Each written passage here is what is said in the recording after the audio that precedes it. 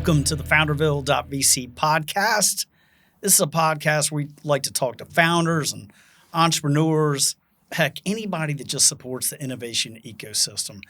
My name's Shay Hauser. Today, I'm thrilled to have a good buddy of the podcast, Mr. Maximillon Glodde.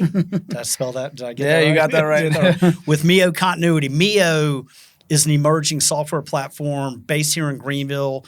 These guys are crushing it. I've known Max for probably 18 months now, so been tracking the company, huge fans of what they're building, and dude, I'm just fired up to have you here. No, it's good to be here. It's been a long time coming. So. Yeah, no doubt, no doubt. You're a traveling man. You're on the road all the time. Yep.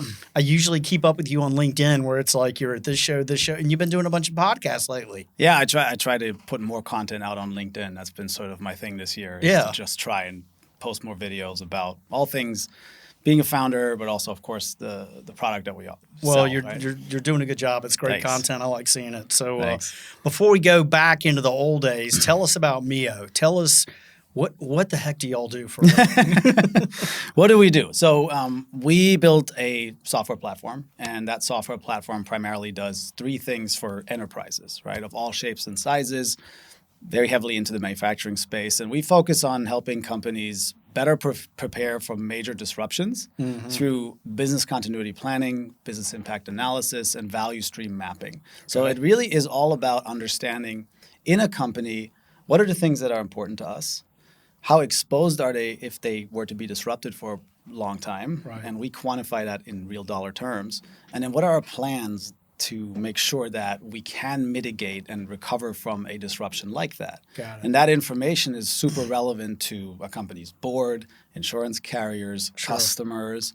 And we built it because risk managers that manage this process, and even for smaller companies that don't have risk managers, they just struggle with this. They do everything in Excel and Word. And you can imagine that's just a mountain of work. Oh, yeah. So that's what MEO is. That's what we do. Super cool. Yeah, I remember back in the old days, I think in particular when I was running Green Cloud Technologies and we had multiple data centers, right? We had data centers in Greenville and Dallas and wherever, it doesn't matter. And getting to the business continuity plan and the insurance policy. And I don't know if it was Hartford, who knows who it was. Yep. And I'm just going through these questions thinking, I don't really know. I don't really know. And in my mind, it was like, if this data center goes down and we can't fail over to the other data center, like we're so hosed. Like there's no amount of insurance that I can bind that's going to protect me. But I mean, I think you guys take a very different perspective, particularly in manufacturing where you've got supply chain and all these little areas that can be disordered and disintermediated that could cause problems for the manufacturer, the supplier, whatever. Yeah, exactly right. So I mean, there's always this in risk management. There's people often want to go around to leadership and say, "Hey, what keeps you up at night?" And we kind of want to flip that around and we say, "No, we're going to do the analysis with our software product to tell you what should keep you up at night."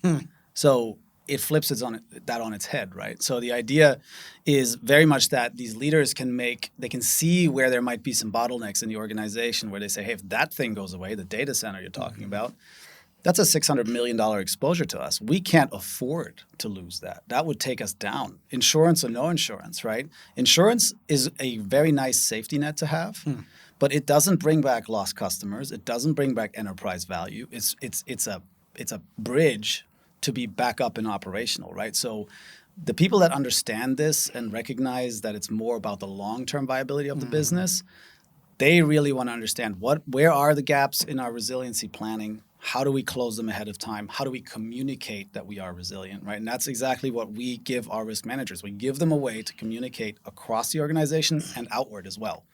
So that's why we've built what we've built. It's a very important topic. Man, that's so how, let's back up a little bit. I mean, first of all, I just love hearing entrepreneurial stories. But I mean, you're clearly an expert. You got domain expertise inside of risk, business continuity. If I remember correctly, your background was insurance. Like this is what you did for a living, and you found a couple of partners. How did all that go down? Yeah, so backing up to, went to college for marketing, which is totally different. Then started working for Accenture, a big consulting firm, but specifically in the capital markets. So Credit Suisse, JP Morgan, spent my time there. Became a chartered financial analyst while I was there. So heavy finance background. Then moved to the U.S. and started working for a large commercial property insurance carrier. Were you were in Germany, Switzerland? I was in London. London, okay, yeah. at that time. And moved to Boston. So I lived in Boston. Awesome city. Yeah. And started working for this large insurance carrier as a risk consultant, right? And that's where started helping companies do this manually as a consultant, right? We focus heavily on location level analysis. So I might take a global manufacturing company with 100 manufacturing sites. Okay. I might be able to look at one every 2-3 years for them. Wow. Which is tough, right? We need them to look at all of them so that they can compare exposure size, right? So I came in with this financial angle to this problem to say, if you want to communicate importance, you have to communicate in monetary terms, because that's what the most companies are in business for profit, right? A lot of things are running around with heat maps and squares, and it was too abstract. So that's kind of where this financial angle, together with then the experience at a property carrier, insurance company, is sort of it just sort of intersected beautifully. And I realized through that work, hey, we can actually solve this problem, or 80% of the problem, with software. We can automate some of this stuff, sure. right?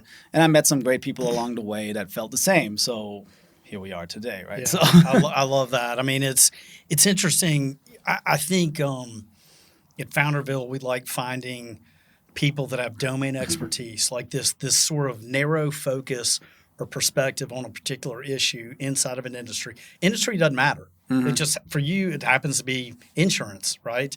It spent a lot of time in insurance. I was never an underwriter or anything like that, so I can't make recommendations to somebody on what they should do with their insurance. Right. All I can say is that I came into this industry and I just saw what these risk managers were struggling with, because it's not just about insurance. To me, it's more the risk manager's primary job is to protect the enterprise value. So it's the brand name. It's reputation. It's everything. Like insurance is almost like the last step, right? Okay. It's like, hey, we realize we have this huge exposure, this risk exposure. We're going to try and do everything we can to reduce it. And then if we can't reduce it any further, just through our operations and how we run our business, then we decide to take risk transfer actions, which is insurance. Okay. Right? So that I came in to it from there, but now for us, it's much bigger than that. It's much more about operational resilience. Sure. So insurance helps, but where did you? So as you were going through that, building your own expertise in the industry, you connected with the guys that ultimately became your partners. Yeah, I met my partners today, first day on the job when I was there. I mean, you were recruiting early. Yeah, I don't know. It's you meet these people that we were all on the same team, and I have a lot of respect for those guys. They very much aligned with how I like to work, which is I was a college athlete. I understand what it means to work hard. Yeah.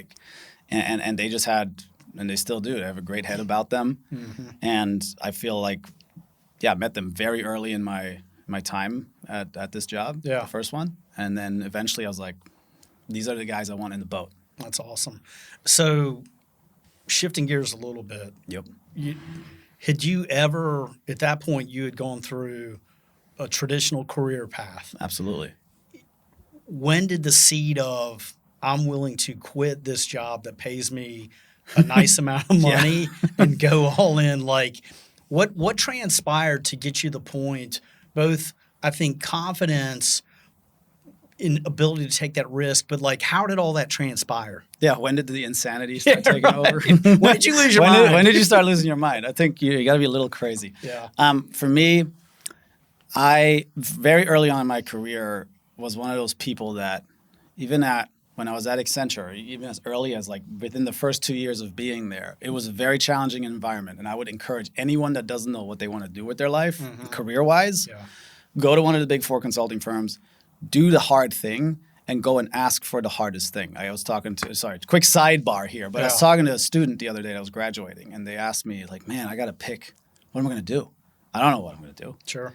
I said, look, you're like 20 years old. I said, the job in your 20s is to figure out the things you don't like and figure them out fast. God, just narrow it down instead of trying to find a thing that you think you're going to love for the rest of your life. 10 years is a long time.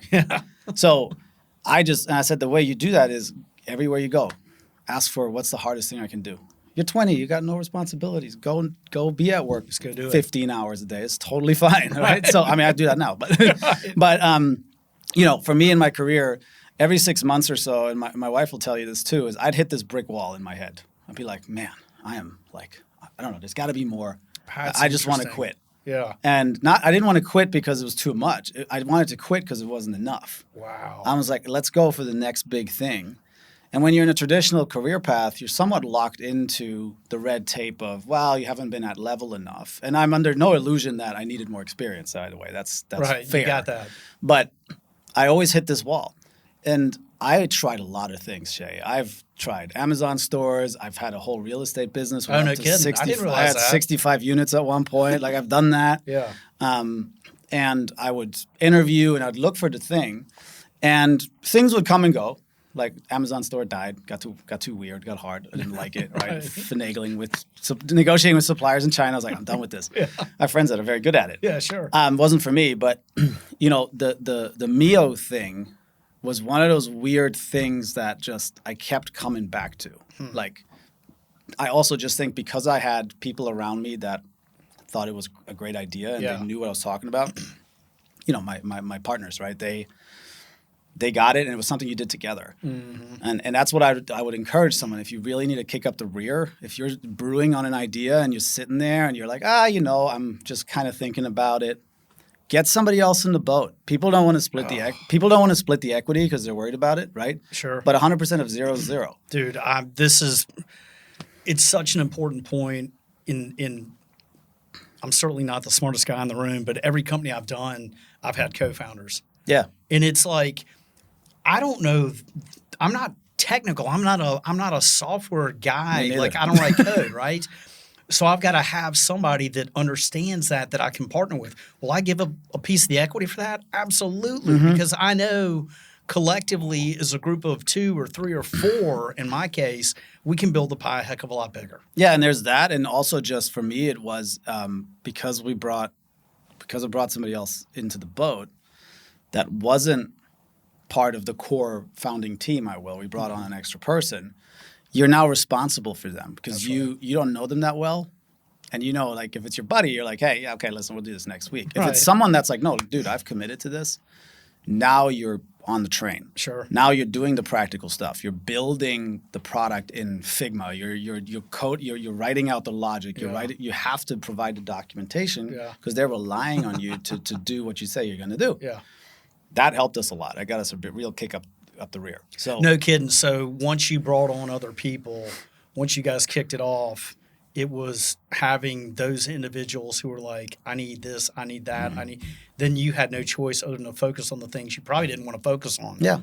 You had a general idea, a vision. Yeah. But it's like, now I got to get in the weeds to figure out you got to get in the how to weeds. build this. And, you know, everybody's, I'm sure you've heard this before, like, willpower is a finite resource, right? Every single day. That's why you're supposed to do your most important stuff in the morning, right? Absolutely. That's why when you get to the afternoon, you're like, I got to go to the gym. You're like, I'm not doing that. I don't feel like going. So what's nice is when you have that extra person or people, when your willpower fades, they're holding you honest. They're keeping you honest because they're saying, yo, I need this. You're like, okay, shit, let's go, right? Like that. I don't know. There's just that. There's something practical about that. I think you're. That helps. I think you're dead on with this. I mean, on top of the fact that as a founder, I personally think it is impossible for any single founder to manage every part of a startup business. It's too hard. It's too stressful. It's too everything. You've got to have team members that you can rely on that have a piece of the equity that are like, dude, we're all in this together. We're going to come hell or high water. You use the reference to the boat, burn the boats, right? Get on that island and go all in. And it seems like you guys you've taken that to heart. Yeah. I mean, we've got a great team around us at all levels of the organization now. We've got, the founding team, we've got COO, we've got head of sales. We've got people have different skill sets, which is really cool. But for me, again, to go back to your actual question was, I knew we had something special when I started showing it to some people, and they go, I would buy that. right? The irony is none of them actually ended up buying it. That's the other thing you got to remember. Friends will not buy from you. Right. Even in business, like we have some amazing relationships. We have great relationships with companies where we thought 100% they would be super in. We know the person's kids. Like we know them like that. Sure. They won't buy from you. They didn't buy. And they won't say no either because they're your friend, right? Yeah. So that's something to remember. But what really kicked it off for us is we had, realized we had something special when we started getting some attention from some bigger firms that were like, hey, this is really interesting. And the only way we're going to work with you is if you go full time. And then we had to make a decision. That's huge. So we did quit corporate based on a promise that if you do this, we'll give you all the intros in the world. So that was the jump off the bridge moment. That was it. It was, so you felt it, y'all started to design it, Figma, whatever, you built these wireframes. It's like, essentially, if we do this, will you buy? Yeah, do you think this would work for you, right? Like, and it's tough. You're trying to manage full-time work and then working after hours, working late, the classic story. And at some point it was like, I can't do both at the same time. Yeah. And so I had to just make a choice. Now, I was fortunate in that because I had some of the real estate stuff going on, I had tail end income from that. So when I left, it wasn't as hard. But yeah, be prepared to not take a salary for 2 years. That's what we did. And that's what it was. So 2 years, you guys 2 years. build, and then Almost 2 years. Yeah. Yeah, that was scary. I thought it was going to be like 9 months because I thought those friends of ours Sure, were going to we're buy. gonna I was buy. like, nope.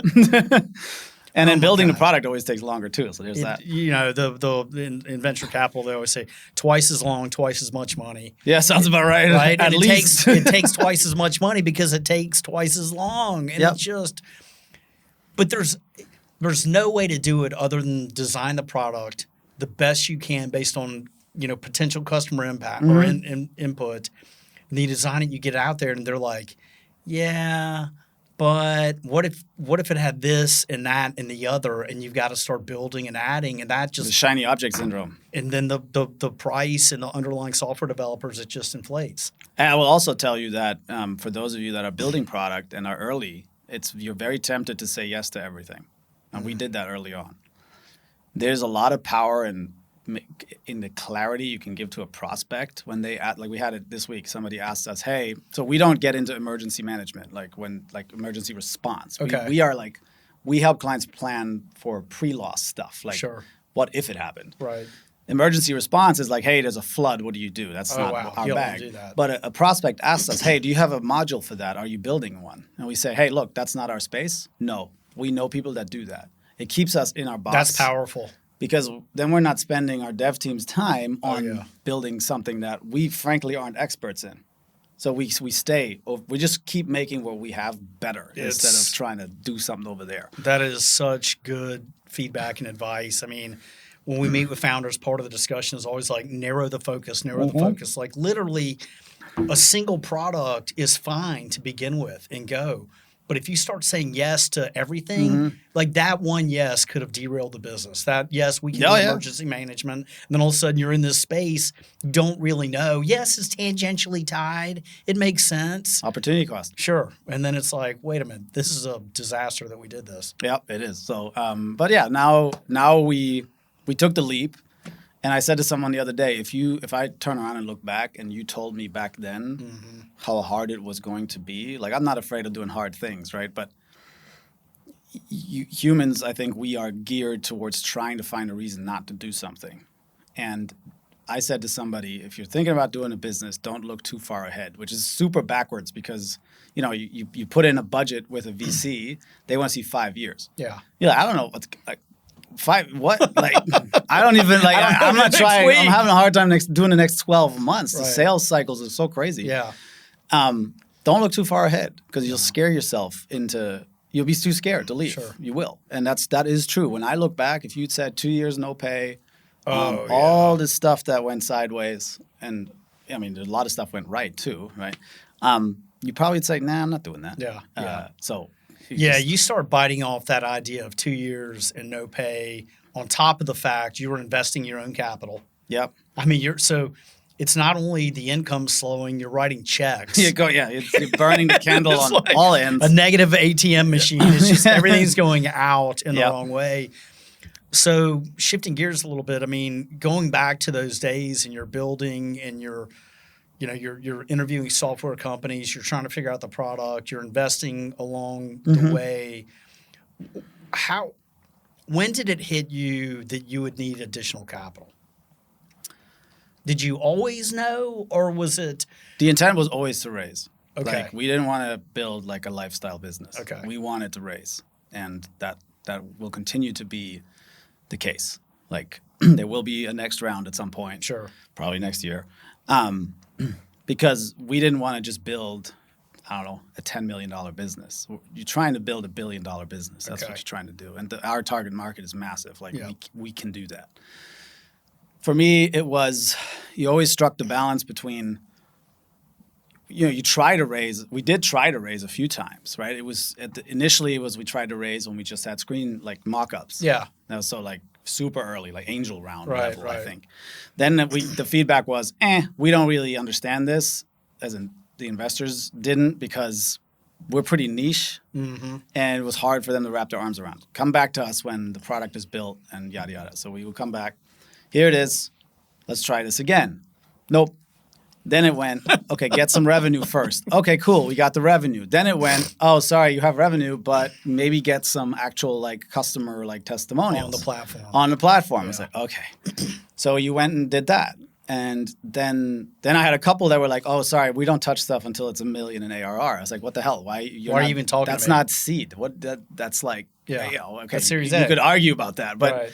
So the point is, what's funny is when I then look back and then I talked to eventually the VC this VC that ended up funding us, they were at all those stages as well. So they'd seen. They followed you guys. They followed along. And what Yeah. they ended up seeing was every time we told these guys to do something or they said what was going to happen next, they went and did that. This is huge right there. I think that's such an important point, Max, is I think a lot of founders feel like raising capital is a transaction, meaning, hey, I've hit a point, we need capital, and I'm going to go raise $1 million to build out my sales and marketing function and build V2 with these additional features that these customers are telling me they want. And it's going to be 90 days. I'm going to go do this. And I think it's 190 days. It's forever, right? Because the VC that backed you, what they did, I suspect, and what I'm hearing, which is so super wise, they tracked you. They listened to you. They had calls, and you said, "We're going to do this."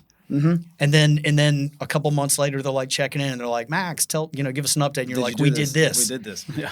And over time, that those dots start connecting, and that builds trust. It builds transparency, and then for the VC, it's simply a matter of, do we believe this market's big enough and that these are the guys or gals that can carry this thing forward? That's it. Because you've proven through the 12 months that they can trust you and that what you say you're going to ultimately do. Absolutely, yeah. And it's still a challenge today, right? That doesn't go away ever. The stress around that does. Now you have financial projections, and you're like, man, we got to hit those. Even though you came up with those projections, like now, we're budgeting for next year. Yeah. You came up with that stuff a year ago when you're like, all right, it's a highly volatile environment. Right. You don't know exactly what's going to happen.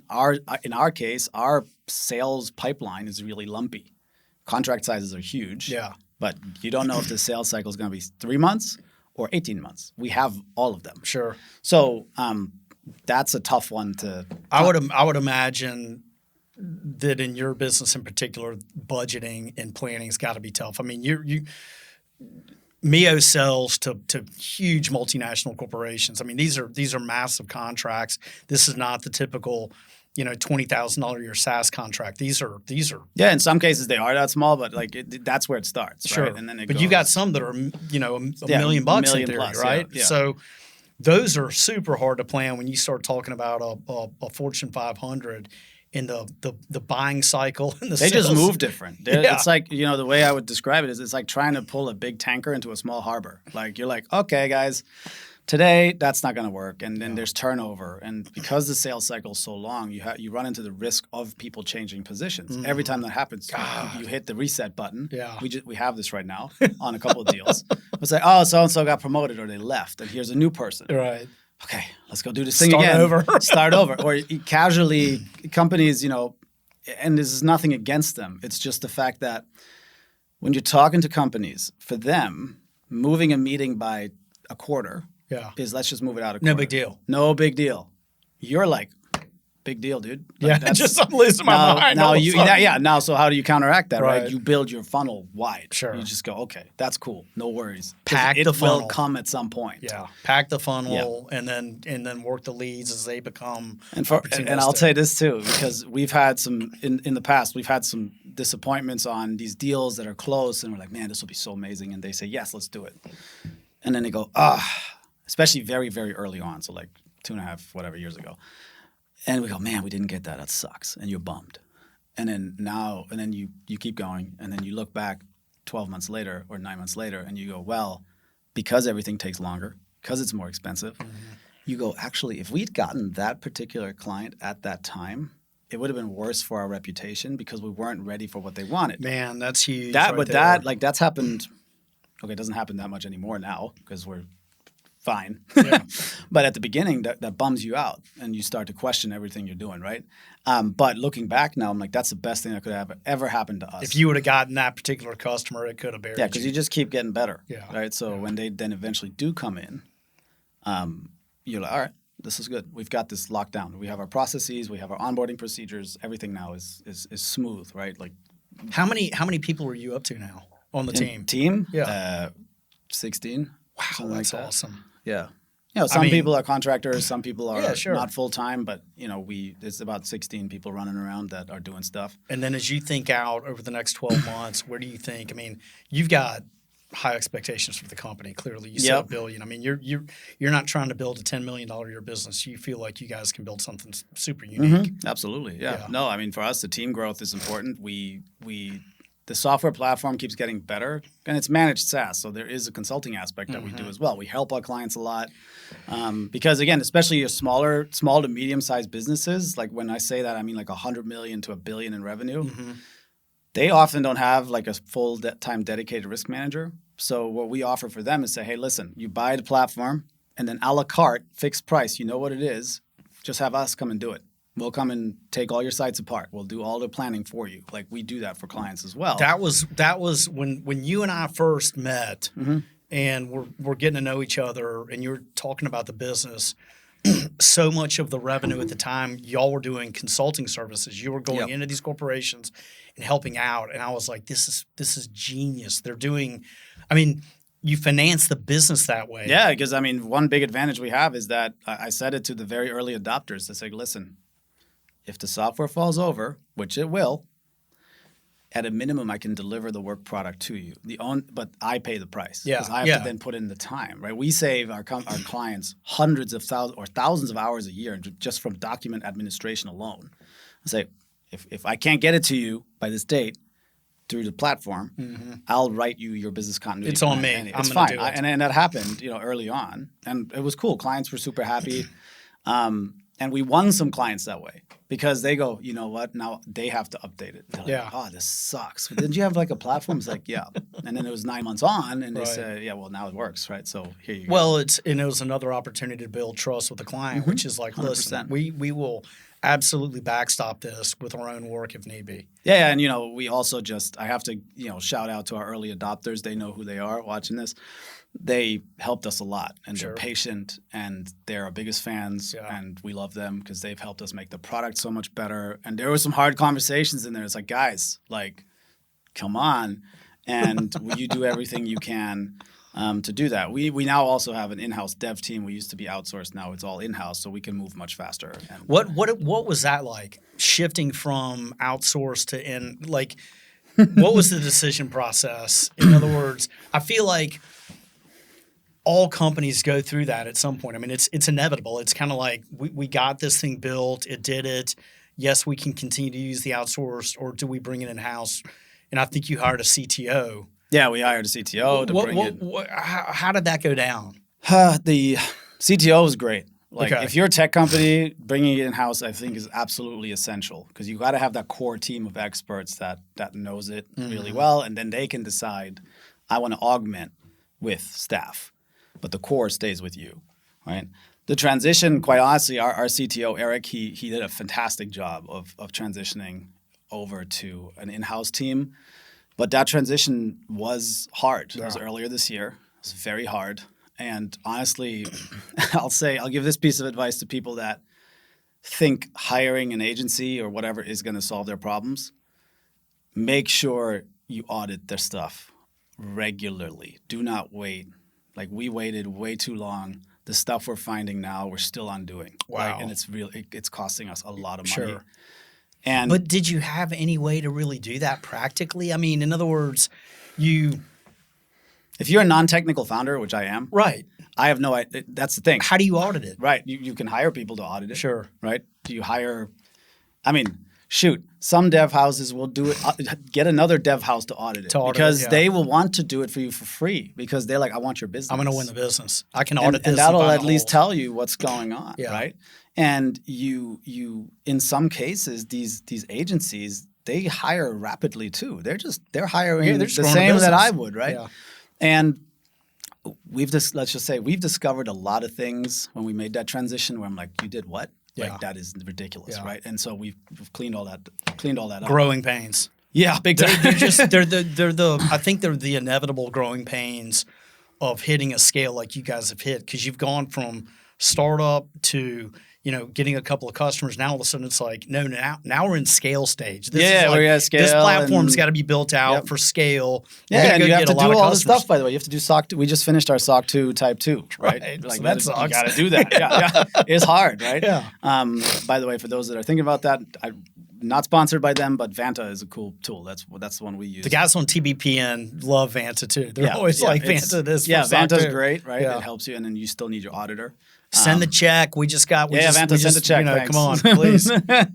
So no, we've got them, but the transition. It was the right move. It was painful, but our team now we're moving way faster. We're able to respond to customers way faster, and I think that it sometimes. I don't know. I remember a long time ago I had this conversation with the partner we originally went with, and I said, "You guys got to stop treating this like an academic exercise, like everything." So we were like, it's time to go. Right? Yeah, we gotta move on, and here we are. But they helped us get to where we are, so I am grateful to them. It's a for building that. block, right? Yeah, absolutely, and so keep pushing on. Yeah, it's just part of it. This is a totally sort of different angle. I'm just curious. You travel a bunch. Yep. You're married. I mean, how do you balance turning the switch off and not working? Or have you figured that out? My wife will tell you that I absolutely cannot. You just don't do it. Yeah. It's I have not. If someone has ideas, I have not been able to do that. No, Like, I think it's tough. It's hard, and it's. I think you need to have a partner that understands that this is like when stuff hits the fan. It doesn't matter what day it is. Like it doesn't matter, for a while. Yeah. Right. Eventually, they're gonna. My wife's like, "Yo, can't you like hire somebody to help you with this?" Right. But you have to do everything as a founder, and Yeah. you should. Like, I need to know what's going on when the developers are building something. I need to know what's going on in ops. I need to know. Now, my co-founders, they handle some of those areas, which They've got a different skill set. totally different. But I mean, at the end of the skill day, you're CEO. You're responsible for the big picture. set. Yeah, I feel very responsible, and that's true. Like getting into but I lean heavily on them. Of course, they have a ton of experience too. Sure. Like our COO, Chris, right? He's got a lot of experience managing teams, so it's great. I can ask him like, hey, how did you do this before? And he'll be like, yeah, don't worry, I got it. Yeah, So that's awesome, right? Yeah, You guys that's released fantastic. an episode recently where the guys were talking about contract reviews. It's like, oh yeah, such and such has read it. I'm good. Yeah, right? yeah. So it's kind of like that same thing. You have to have that. I mean, it goes back to the co-founder, to having a team where it's like just like that with the contract. It's like I can't worry about every single aspect of the business. It's simply not possible, or I'll do everything half-ass. I just won't do a great job. Yep. If I've got somebody that can handle the contract and just like handle it. Yep. Yeah, It's yeah. like, Okay, that's one less. And we hour to hired worry a about. fractional CFO that does a lot of that, and he's awesome. Yeah. We have 3 Erics on the team. His name's Eric as well. Gets very confusing. I'm sure it does. Yeah, C-suite Which catch Eric? up. It's like, hi, it's 3 Erics in the C-suite. I'm Three. God damn. This email was not directed to this. Yeah, Eric. we have to. I always address them by their full name. Yeah, right. So That's yeah, funny. no, that's good. Where is MEO going? Like, where are you carrying this thing, man? Oh man, next year, we actually just started working on this. AI is a huge topic for us. Yeah. But we don't like taking the approach of just throw stuff at the wall and see what sticks. That, to me, I see so many AI startups right now. This huge bubble goes up and then just flames out. Yeah, it's scary. For us, we're using AI to help. It's all about our risk managers, right? It has to work for them. So we talk to them a lot. And they usually operate globally, right? So we have a lot of clients that's why we're traveling so much, with facilities all over the world, probably in 50 countries at this point. We have clients with factories. And a super practical thing we're helping them with is just AI translations. There's so much you can do with that just helps get higher quality data out of the people that run the plants, the factories, right? Those, or even in offices, right? Leveraging AI just to have an AI agent that helps risk managers do this better, faster, and keeps them on top of this mountain of work that they have to do. So AI is a big topic.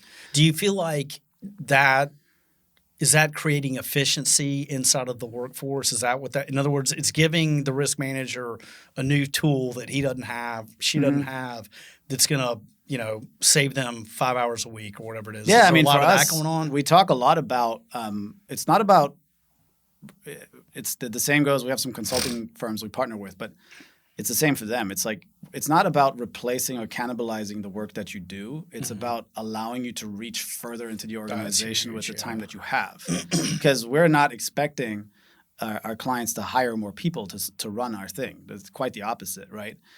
One person, but they're able to reach further into the org and keep that stuff up to date so they can keep doing that, right? So as an example, I was telling you earlier, I do like one analysis for a client like every 2 years, right? We have clients now running these types of deep dive analyses in locations by themselves at 15 to 20 a year, right? Wow. So we're really increasing the efficiency. They haven't increased their team. Sure. So it's really just about what can we give our clients to make that process run faster, smoother, reach further. And by introducing better UI that is AI supported, risk managers wouldn't even have to go to these places anymore because they can just send it to the guys on site and say, hey, the AI agent's going to walk you through this. Wow, right? that's huge. That's the idea. Right? So that's how you're integrating AI. A lot of it's to save them time from going out in the field to look at every single site. Yeah, I mean, listen, but as much as we love to travel, right? I love. It's like my favorite thing. I know it is. Is going to factories and it's like, man, how'd you make that? That's awesome. I'm sure you see some cool stuff. Absolutely. So yeah, no, but that's kind of where our head's at because we do have to get volume into right, like thousands of sites a year.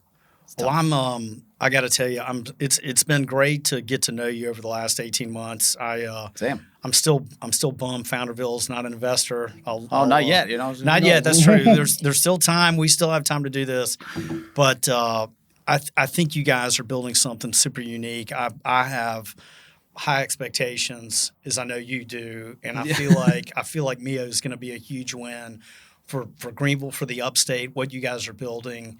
And I look forward to watching the years to come as you guys create a ton of enterprise value. No, I appreciate that. No, it's been great getting to know you as well, and thanks for having me on. Absolutely. I've been watching the episodes. I was like, that would be fun to do. Good. Yeah, I'm glad you're here. Well, this has been great. I appreciate the time. And so MEO Continuity, this is one to keep an eye on. There's no doubt about it. Max and his team are building something special. And I think they're doing something that all of us in Greenville and the upstate, heck, in South Carolina, we're going to be proud of in 5 years, 7 years. We're going to look back and go, they started right here and they created a ton of value. So Founderville.vc podcast with Max Glodde. We are over and out.